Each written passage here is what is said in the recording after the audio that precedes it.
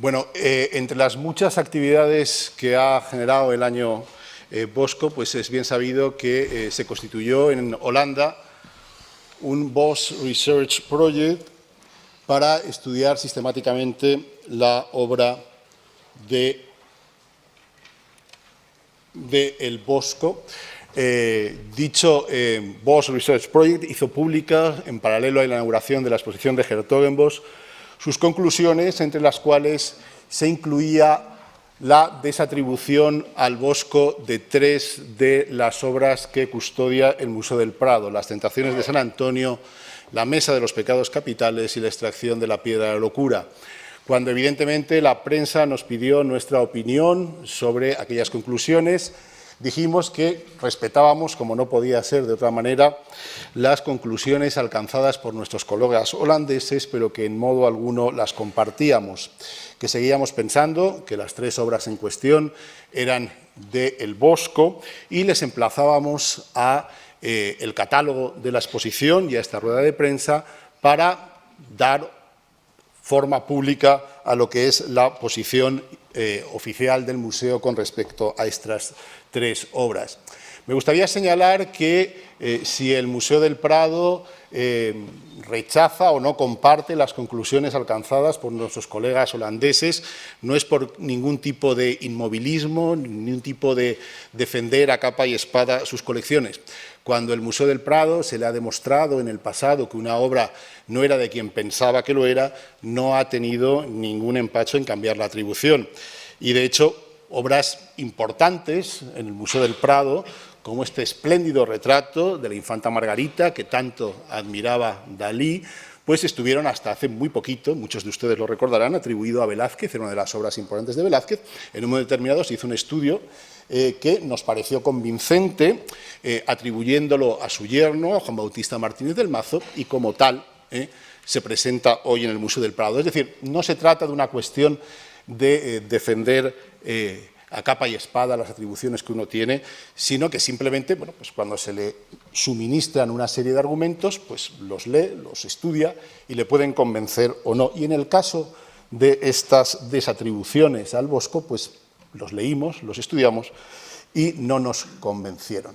Cuando alguien atribuye o desatribuye una obra de arte, pues hay, por decirlo de alguna manera, 3 grandes argumentos a favor o en contra: los de índole científica, los de índole documental y los que podríamos decir de historia del arte o del connoisseurship. Pensamos que con ninguno de estos argumentos se puede sustentar o negar la autoría al Bosco de estas obras. Vayamos por los primeros, que son los científicos. Bien, las únicas pruebas científicas que podemos contar a la hora de aproximar y estudiar la obra del Bosco son, por un lado, la dendrocronología, que, como probablemente sabrán la mayoría de ustedes, permite la datación de las obras pintadas sobre roble mediante el estudio de los anillos que aparecen en los troncos. Bien, ninguna de las 3 obras del Museo del Prado, lo que hacen los estudios dendrocronológicos es ofrecer una horquilla o una fecha antequem non, a partir de la cual es cuando se puede haber utilizado esa tabla. Si evidentemente hubiéramos, o los estudios de dendrocronología hubieran dicho que esta tabla pues era de 1520, pues si el Bosco muere en 1516, evidentemente no podía ser pintada por el Bosco, pero no. Lo que dice la dendrocronología es que estamos ante una obra, un panel que pudo ser utilizado a partir de 1464, es decir, perfectamente compatible con la actividad del Bosco. De hecho, nos parece bastante más plausible la datación que ofrece el Museo del Prado, que es considerarle una obra del Bosco en torno al año 1505-10, que la que hace el Bos Research Project, que piensa que es de un imitador y que la sitúa ya en 1530-40. Esto nos pondría ante una situación un tanto paradójica de una obra que no ha sido reutilizada y que se pasó 60 años cortada antes de que un pintor, quien quiera que fuera, según los miembros del Bos Research Project, pues puso el pincel sobre ella. Otro tanto puede decirse de la extracción de la piedra de la locura. De nuevo, la dendrocronología es plenamente concordante con la vida y actividad del Bosco al ofrecernos una fecha de datación a partir de 1488. De nuevo, El Museo del Prado ofrece una datación en 1505, mientras que el Bosch Research Project habla de una obra que sería copia de un original perdido. Estas, como digo, son unas de las pruebas científicas más contundentes. Las otras, bueno, de hecho, cuando se ven otras obras que no se ponen en discusión, pues vemos que las horquillas cronológicas pues están bastante próximas y coinciden bastante con las que ofrece el Museo del Prado para las tres obras cuya autoría niega el Bosch Research Project. El otro tipo de estudios científicos que disponemos son los análisis de pigmentos. En este caso, pues gracias al estudio de nuestro gabinete químico, pues hemos podido hacer estudios químicos de pigmentos de las obras en cuestión. Les pongo el ejemplo del realizado con las Tentaciones de San Antonio. Ninguno de los pigmentos, ninguno de los materiales que aparecen en esta obra pues tienen o son ajenos a la obra de El Bosco. Evidentemente, los estudios científicos no te dicen quién ha pintado una obra, pero sí quién te dice quién no la ha pintado. De nuevo, si hubiéramos tenido estudios dendrocronológicos que nos hubieran situado en 1520 o 30, no podían ser obras del Bosco. Si hubiéramos encontrado pigmentos del siglo XIX, evidentemente no era el Bosco. Como digo, estos estudios científicos no sirven para decir que es del Bosco, pero desde luego lo que sí que dicen es que pudieron ser perfectamente pintadas por el Bosco. Segundo tipo de argumentos son los argumentos de tipo documental.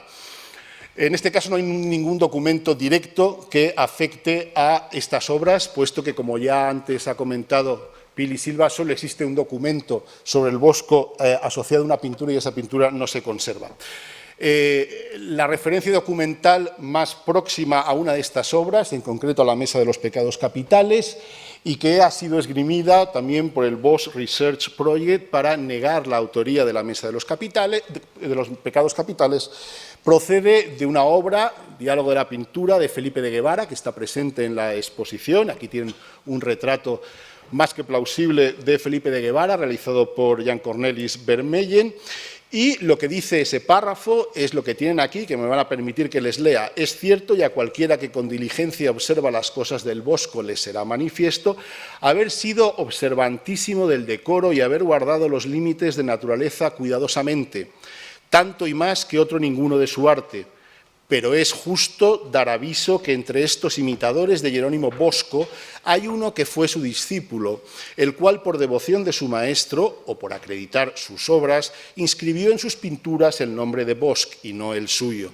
Estas, aunque sea así, son pinturas muy de estimar, y el que las tiene debe tenerlas por mucho, porque en las invenciones y moralidades fue rastreando tras su maestro y en la labor fue más diligente y paciente que Bosco, no se apartando del aire y galanía y del color del maestro. Y aquí es donde aparece la frase en cuestión. Ejemplo de este género de pintura es una mesa que vuestra majestad tiene, la obra está dirigida a Felipe II, en la cual en círculo están pintados los 7 pecados mortales, mostrados en figuras y ejemplos, y aunque toda la pintura en sí sea maravillosa, el cuadro de la envidia a mi juicio es tan raro e ingenioso y tan exprimido el efecto en ella que puede competir con Arístides, inventor de estas pinturas que los griegos llaman étice, lo cual en nuestro castellano suena pinturas que muestran las costumbres y efectos de los ánimos de los hombres. Bien, la cuestión aquí es cómo interpretar este ejemplo de este género. De Ceán en adelante siempre se ha considerado que cuando decía pinturas de este género se refería a este tipo de pinturas observantísimas del decoro, mientras que el Bosch Research Project ha interpretado este género como las pinturas de imitadores del Bosco, en cuya categoría entraría la Mesa de los Pecados Capitales. Como digo, todos los que tienen como lengua materna el español se han inclinado por interpretar género de la primera de las maneras, pero incluso aceptando que la interpretación buena sea la que ha hecho el Bosch Research Project, hay que decir que Felipe de Guevara fue un buen coleccionista, pero que en modo alguno es una persona infalible. De hecho, cuando uno ve el inventario de los bienes de Felipe de Guevara, dice que tiene una obra del Bosco de su propia mano, que es el carro de Leno. Hoy sabemos que el carro de Leno que tenía Felipe de Guevara no es el del Bosco, no es el que se conserva en el Escorial, sino que es una versión posterior que se conserva en el Escorial y no la del Museo del Prado. Mientras que a continuación aparece una serie de lienzos de Jerónimo Bosco. Bueno, no sabemos si pintaba o no en lienzo, ninguno se conserva, con lo cual es muy probable que estos lienzos a los que hace referencia el inventario no fueran obras autógrafas de El Bosco. Como digo, estas son las razones esgrimidas, por un lado de naturaleza científica, por otra de naturaleza documental. Ninguna de ellas creíamos que sustentaba la desatribución al Bosco, antes, al contrario, creemos que todas ellas la avalan. Pero sin duda los argumentos más poderosos son los argumentos que proporciona la contemplación directa de las obras, y a ello se va a referir a continuación Pilar Silva.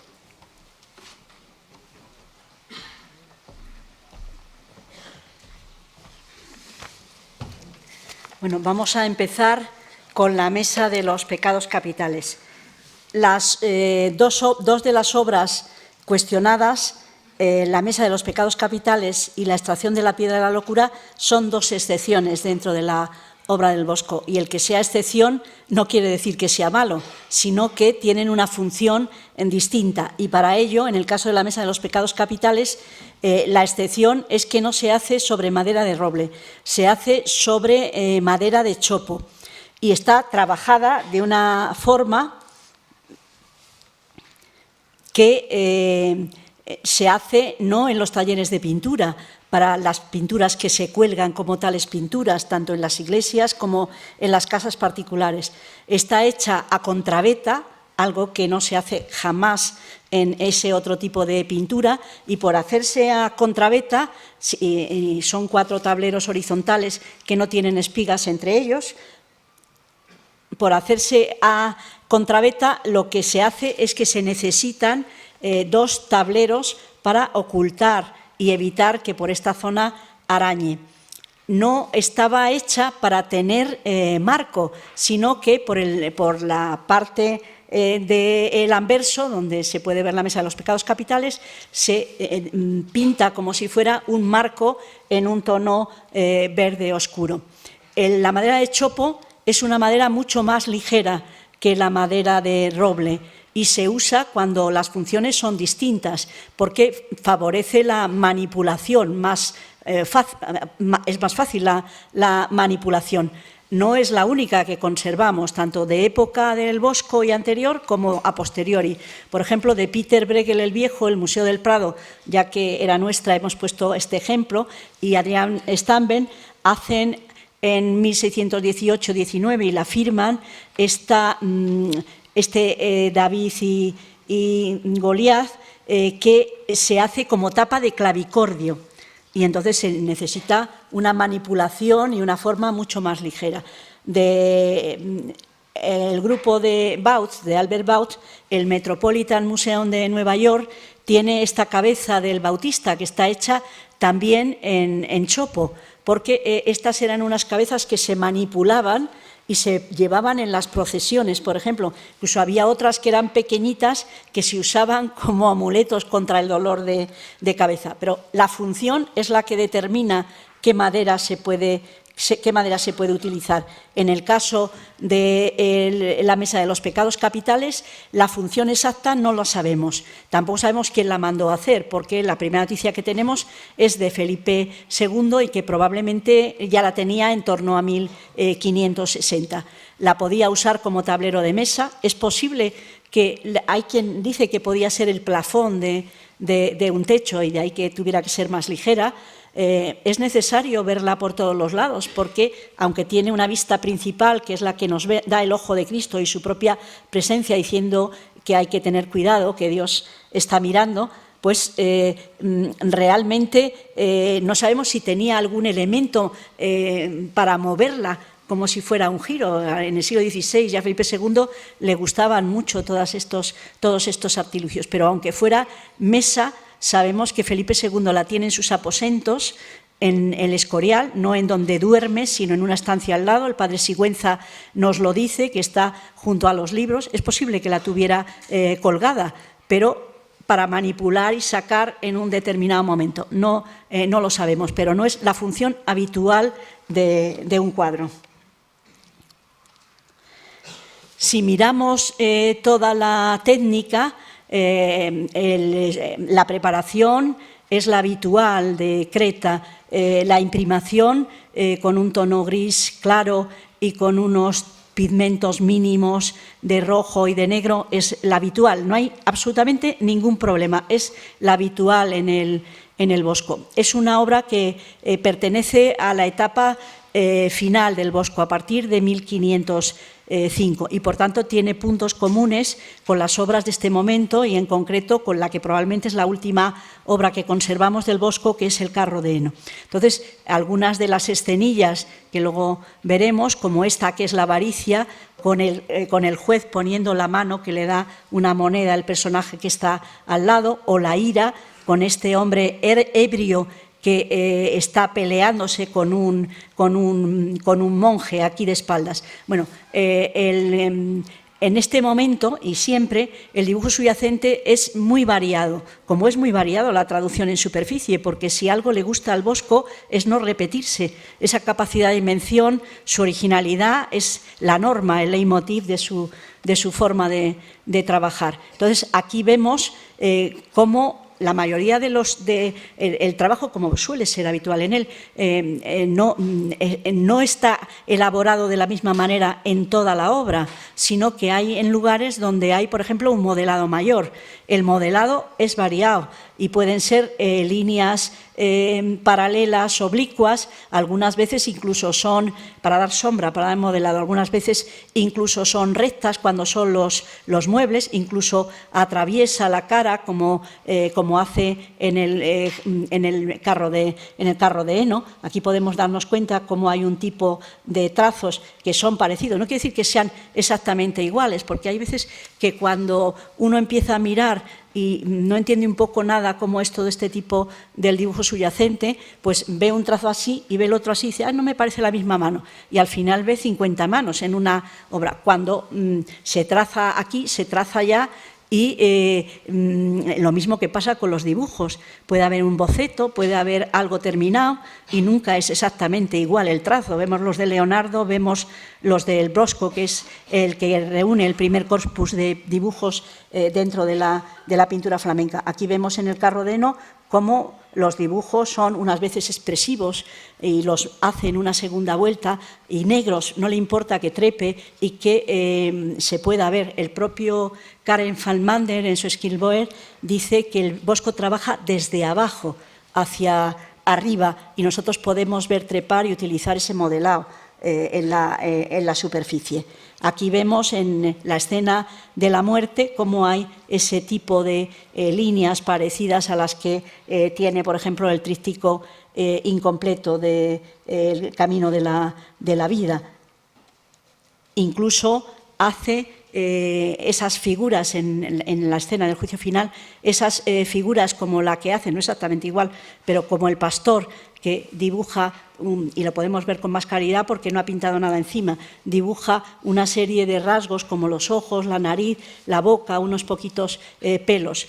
Incluso se ve mucho mejor en la radiografía, pero yo he querido señalarle alguno de ellos. Tiene cambios increíbles. Nadie como él, por ejemplo, hace la soberbia, que es el único pecado que está protagonizado por una mujer. Los demás son todo hombres. Bueno, pues aquí no solamente lo había hecho, lo había programado con el mismo espacio que el resto de los pecados capitales, y luego en superficie lo cambia todo y decide que sea más pequeño y le da más amplitud a los otros.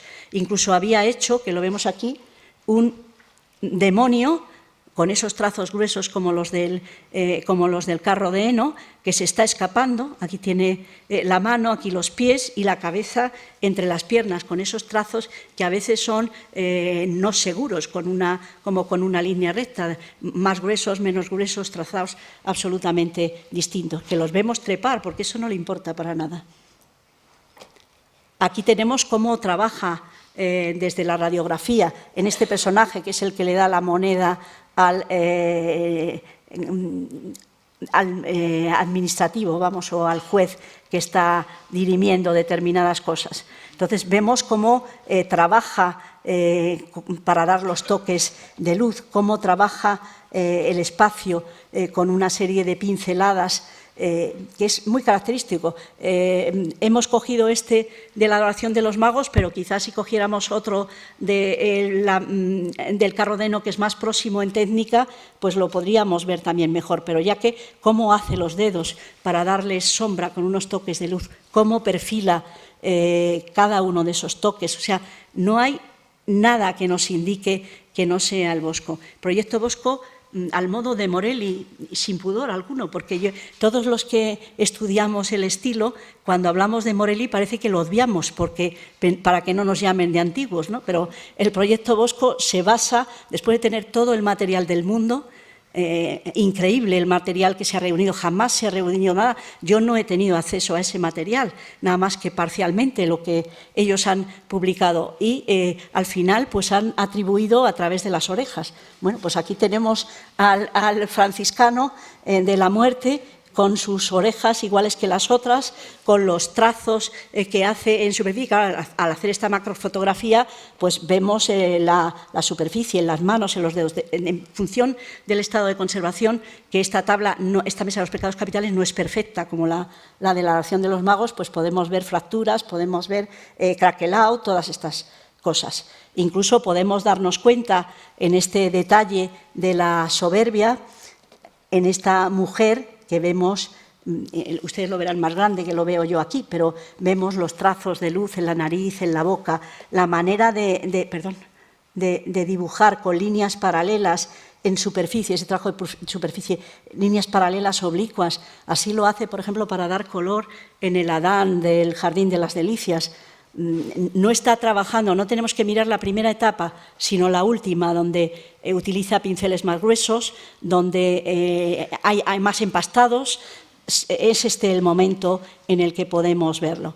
Incluso, por ejemplo, como todos los fuegos, como se asportea, en el que tenemos de la adoración de los magos, cuando está San José poniendo los pañales a calentar, pues incluso utiliza oro para el brillo. Aquí lo vemos saltar, vemos cómo traduce en blanco la parte de la luz y en negro, cómo ha traducido, esto es la cidia, la pereza, cómo ha traducido este perrito, pero no es este el que yo quería que vieran, sino este búho que aparece en la gula, que es como una escena de género. Él es el creador, el iniciador de la escena de género.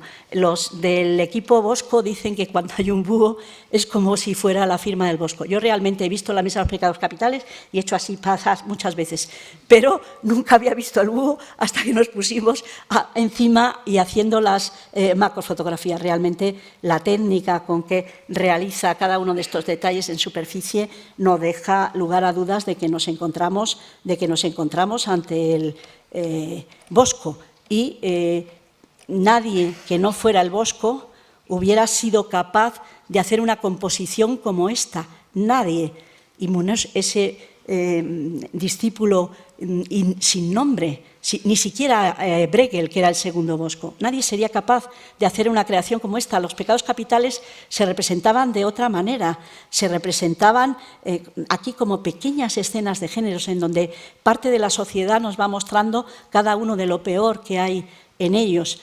Y esto va a generar lo que va a ser la gran pintura, el inicio de lo que va a ser la gran pintura holandesa de género. Me parece que me estoy entreteniendo demasiado. Realmente aquí nos encontramos con una segunda excepción, pero resulta que en este caso no es el soporte la excepción. Tenemos el roble, tenemos la dendrocronología, tenemos la preparación de Creta, tenemos todo, ok. Lo único que no tenemos,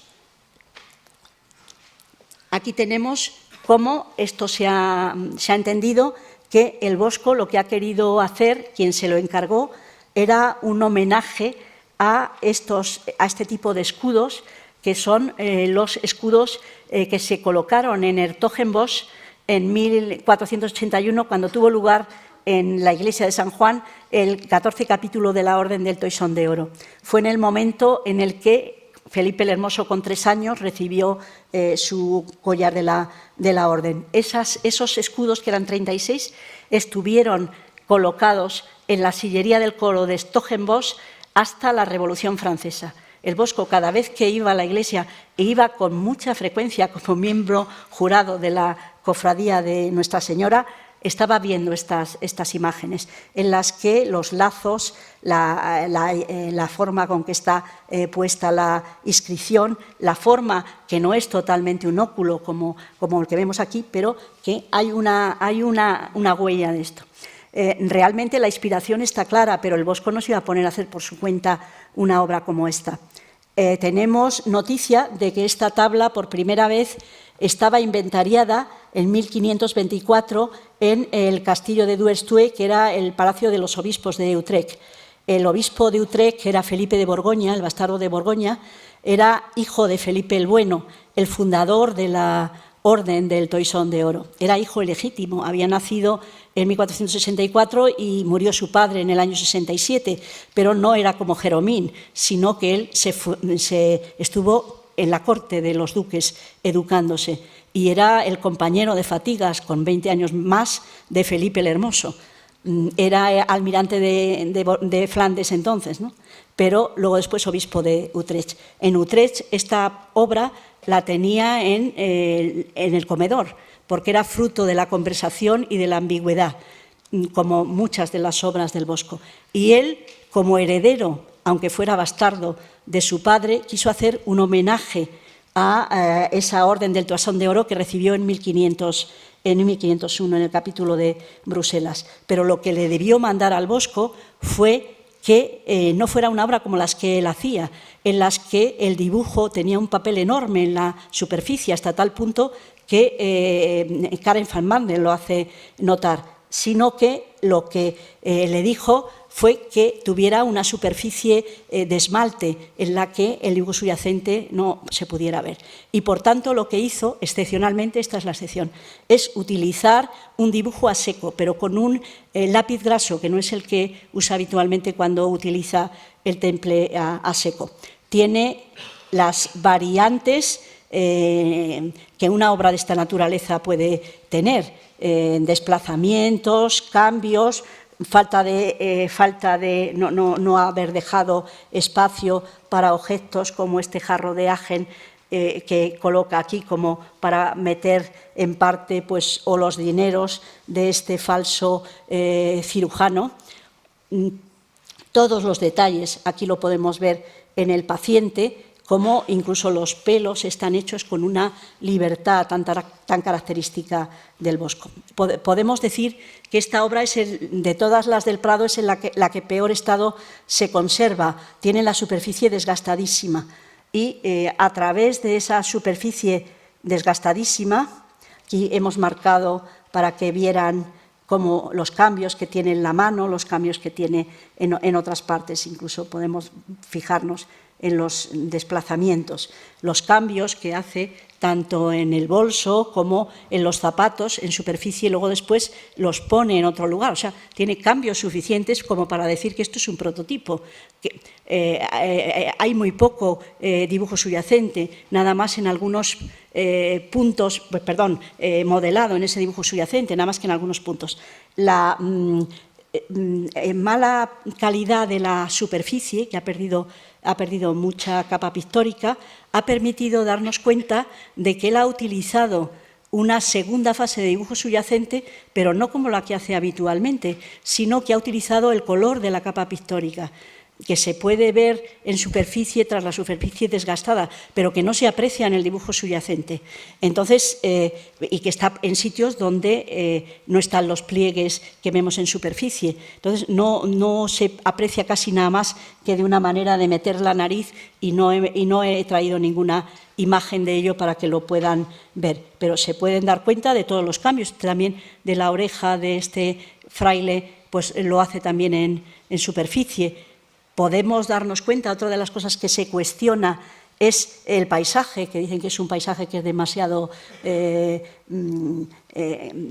esfumado, casi como si fuera Leonardo. Pero la forma de hacer el paisaje en el Bosco, que es absolutamente original, es siempre la misma. En superficie, él trabaja muy bien las partes de abajo, en el jardín, en todas, pero arriba casi trabaja directamente, sin mediación de dibujo. Podemos darnos cuenta cómo traza los troncos de esta manera, como hace siempre, o los árboles, o cualquiera de los detalles. Lo que le decía sobre la mala calidad, aquí había dejado espacio para las palmas, pero no para los los dedos de la mano, y entonces se ha perdido la capa pictórica y se trasluce como si tuviera unas heridas, pero en malva, en los dedos de las manos, esas manchas.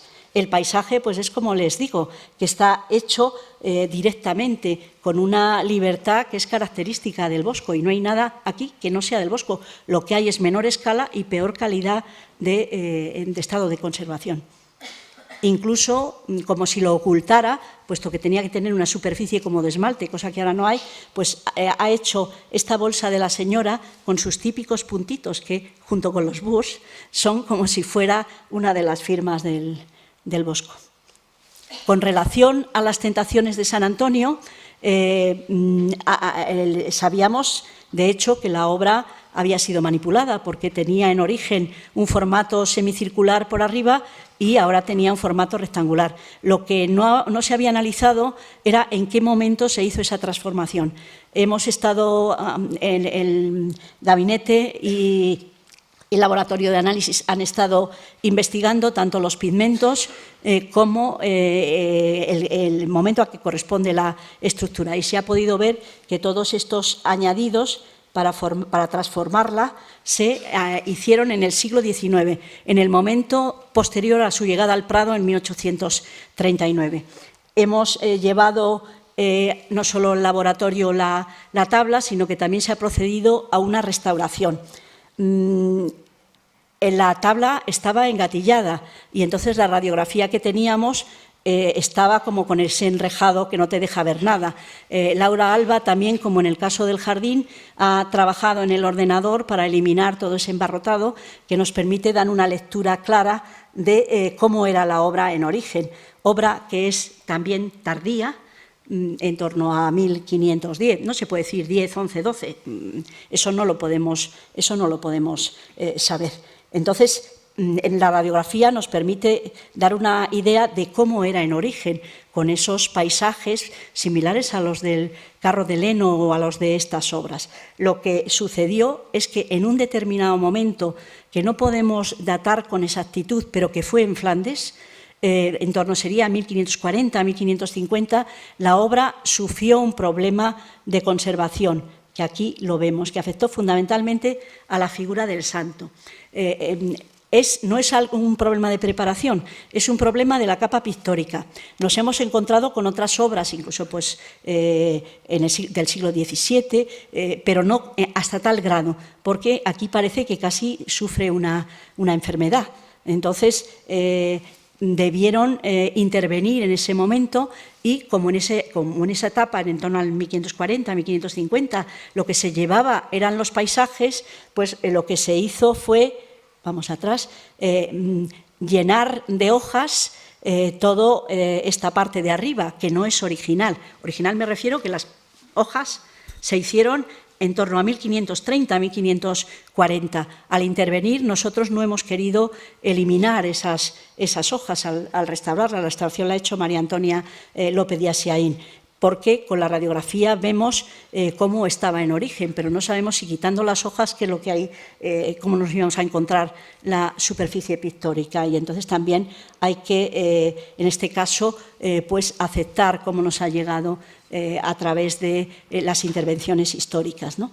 Entonces, si no tuviéramos estas hojas, nos daríamos cuenta cómo la composición del Bosco hace aquí un tema inédito para su historia, entre las obras de las Tentaciones de San Antonio, porque aparece metido en un tronco de árbol, sumido en sus pensamientos y la lectura.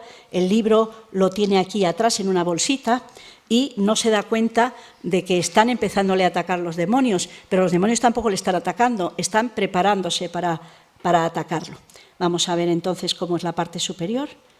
Fíjense cómo eran los troncos de árbol, que debía poner unas hojitas que no aparecen aquí. Pasó también a la nave de los necios del Louvre, que se habían hecho un montón de hojas que enmascaraban lo que era el mástil del barco, y ahora en la restauración se han eliminado porque ahí era factible. Perdón, que lo he hecho al revés. se decía que no había cambios, porque realmente el infrarrojo que teníamos antes no era de tanta calidad como el que tenemos ahora. Hemos puesto estas marcas para que se vean cómo hay pues cambios en la nariz, por ejemplo, del santo, están hechos con un medio líquido, como es lo habitual. En este caso, lo que no es habitual es que hayan puesto todas esas hojas que nos enmascaran la parte superior de la obra. También la forma de hacer la barba. Estos son los restos de ese daño que ha tenido la capa pictórica por abajo. También había hecho un cambio, por ejemplo, aquí el sostén que tenía esta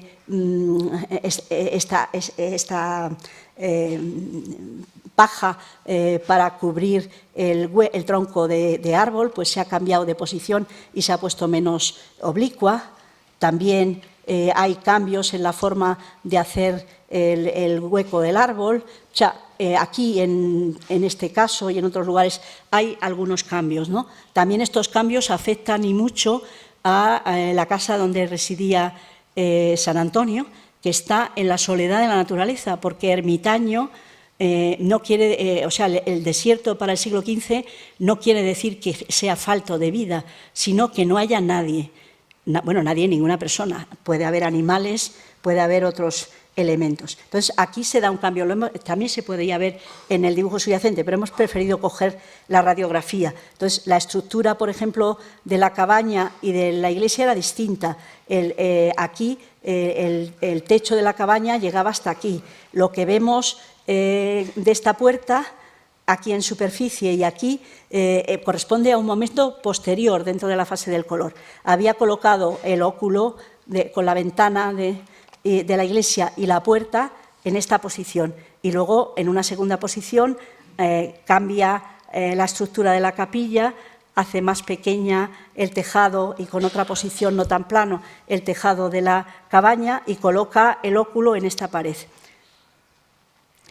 Incluso, por ejemplo, en algunos momentos podemos darnos cuenta de que ha dejado reservado detalles que parecían, en reserva quiere decir que lo ha dejado preparado para ocupar este espacio, o bien por una figura o bien por otra cosa. Entonces podemos darnos cuenta aquí que ha dejado un espacio para una cosa tan inconsistente como puede ser este tronco de árbol, cómo ha trabajado el tronco de árbol con sus detalles, cómo ha hecho el agua, que es increíble, siempre la hace igual, con esos como temblores con distinto grosor, la podemos ver en todas sus obras. Incluso no deja espacio para algunos de los demonios, como este, que está muy sonriente, pero es que no es el único sonriente. Por ejemplo, en la adoración de los magos, el lobo que se va a comer al hombre que le ha apuñalado antes, le coloca un trozo, una pincelada blanca, y parece que se está relamiendo y sonriendo antes, como aquí. Pero vemos cómo ha trabajado en superficie, en relieve, todos estos puntos,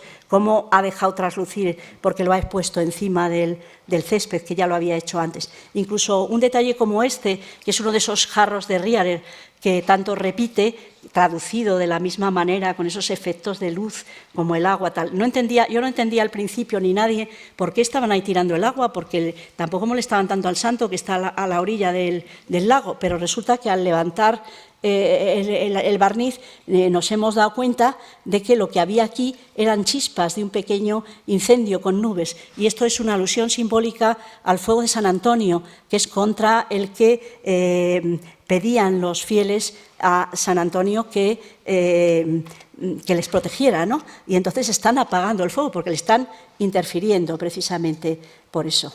El Museo del Prado mantiene la autoría de las obras, porque yo estoy absolutamente convencida de que son obras del Bosco. Nadie que no fuera el Bosco podría haber hecho una obra como la Mesa de los Pecados Capitales, nadie podría haberlo hecho, y desde luego pensar que la Piedra de la Locura podía ser la copia, porque además dicen, bueno, Felipe de Borgoña pasaba por allí, vio en una casa el original y dijo que me hagan una.